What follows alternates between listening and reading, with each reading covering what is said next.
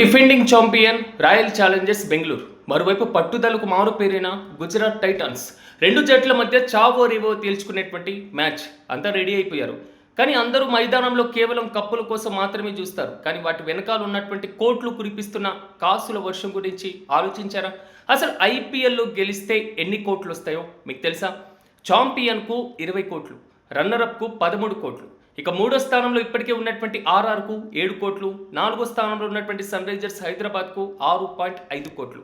ఎక్కువ పరుగులు చేసినటువంటి బ్యాటర్కు దక్కే ఆరెంజ్ క్యాప్, అదేవిధంగా ఎక్కువ వికెట్లు తీసినటువంటి బౌలర్కు దక్కే పర్పుల్ క్యాప్. వీరిద్దరికీ కూడా 10 లక్షలు ఇస్తారు.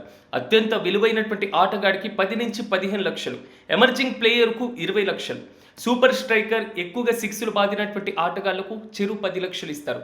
మొత్తం మీద ప్రపంచానికి ఐపీఎల్ అనేది ఒక ఎమోషన్, ఒక పండుగ. కానీ ఐపీఎల్ అంటే కేవలం ఆట మాత్రమే కాదు, ఎందరో ఆటగాళ్ల జీవితాలను రాత్రికి రాత్రి మార్చేసిన ఒక అద్భుతమైన కోట్లు కురిపించేటువంటి అసలైన పండుగ. మీకేమనిపిస్తుంది? కామెంట్ చేయండి.